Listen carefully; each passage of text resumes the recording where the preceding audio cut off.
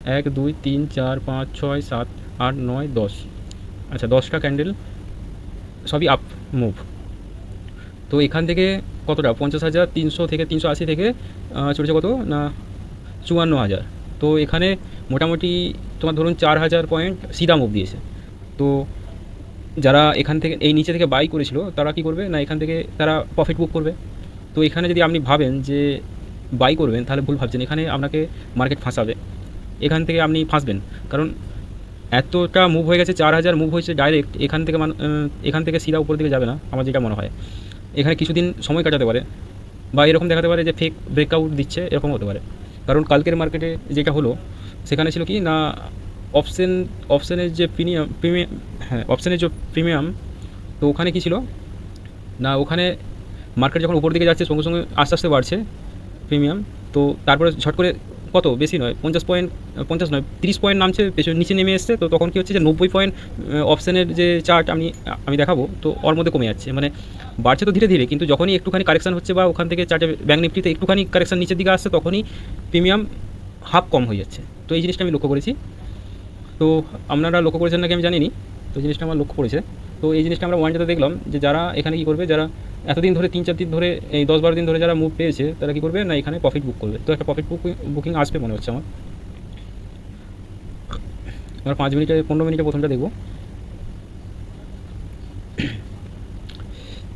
আচ্ছা,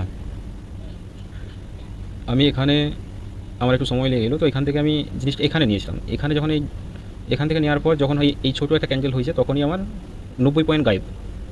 তো এই জিনিসটা আমি বুঝতে পারিনি যে কালকে কী হয়েছিল প্রিমিয়ামে, যে পুট অপশানে তোমার বাই অপশানে কল অপশানে কী হয়েছিল আমি জানি না।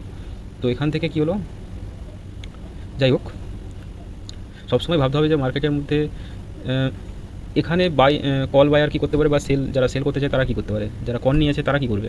তো আমার যেটা মনে হয় যে বায়ার এতটাই স্ট্রং, যারা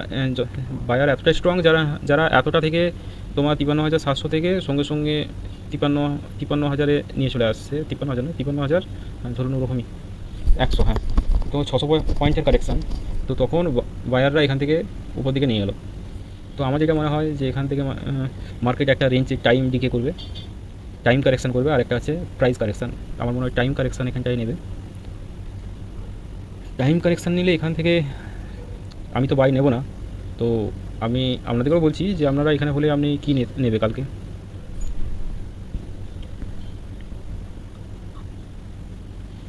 আর এখানেই আবার অন্য দিন দেখা হবে।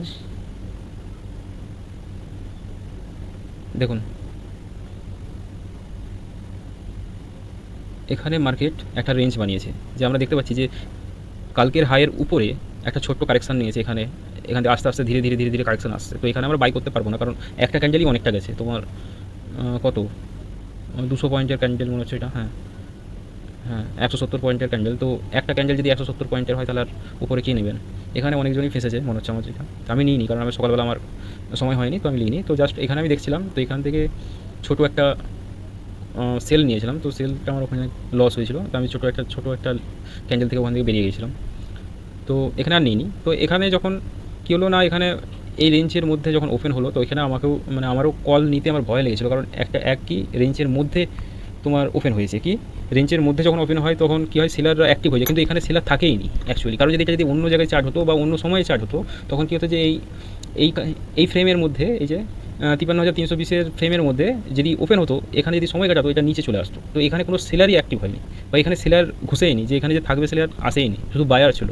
তো কী হয়েছে, তো এখানে ওপেন হয়েছে, তো এখানে কারেকশানে এখানে একটা সময় দিয়েছে যে এখান থেকে হতে পারে যে এখান থেকে আমরা বাই করতে পারি। এই যে দেখতে পাচ্ছেন এটা কত হচ্ছে 53,312। তো এখানে একটা এই যে হাই, কালকের হাই, সেই হাইয়ের কি এখানে যে রেজিস্ট্যান্স নিচ্ছে। তো এখান থেকে আমরা পুরো অপশানটা এই কল অপশানটা নিতে পারি। দেখুন ছোটো একটা ক্যান্ডেল, এই ক্যান্ডেলের আমরা এসএল নিয়ে এখান থেকে আমরা নিতে পারি। যত ছোটো ক্যান্ডেলের এসএল হবে ততই ভালো, তত প্রফিটটা বেশি। কমসে কম এখান থেকে ধরুন তোমার 329 থেকে এখান থেকে গেছে কত 539। তো ধরতেই পারি আমরা 200 পয়েন্ট।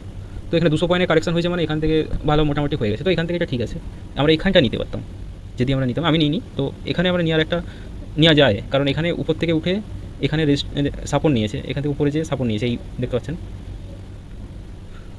তো এইটা তারপরে আস্তে আস্তে উপর দিকে যায়। তো এইখানটা কী হয়েছে আমি জানি না, হঠাৎ করে এরকম মার্কেটে ওরকম চলে আসে। তো প্রতিদিন আমিও শিখছি, আপনারাও শিখুন। আমি অতটা মার্কেটকে একটা জিনিস যে যতদিন মার্কেটে সব জিনিস সবাই জানেনি, তো আমিও শিখেই যাচ্ছি, আপনারাও শিখুন।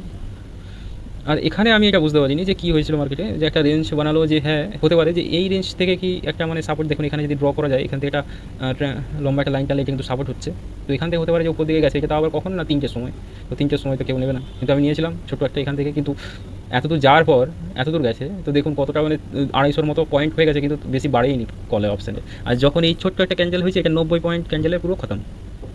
আমি ওই জন্য বলছিলাম যে 90 পয়েন্ট এই ছোটো একটা ক্যান্ডেলের মধ্যেই খতম হয়ে গেছে আমার যে কল অপশানে। মানে এখান থেকে এত দূর গেছে কিন্তু তো এখানে বাড়েইনি, আর এই ছোটো একটা অপশান হতেই ব্যাস গায়েব। তো আমি মোটামুটি বেশি টাকা নয়, কমের মধ্যেই মানে কিছু না কিছু প্রফিট নিয়ে আমি সেল মানে অফ করে দিয়েছি। তো যাই হোক, তো আমি বলছিলাম যেটা এরকমই আর কি, যে আপনি শিখুন, আরও শিখুন, আমিও শিখছি, সবাই মিলে আমরা শিখব। তো তো এই পর্যন্ত। তো ভালো থাকবেন, আর আপনাদেরও কিছু যদি মতামত থাকে আপনারাও জানাবেন যে আপনি কীভাবে ট্রেড করেন, তো আমিও সেখান থেকে শিখতে পারবো।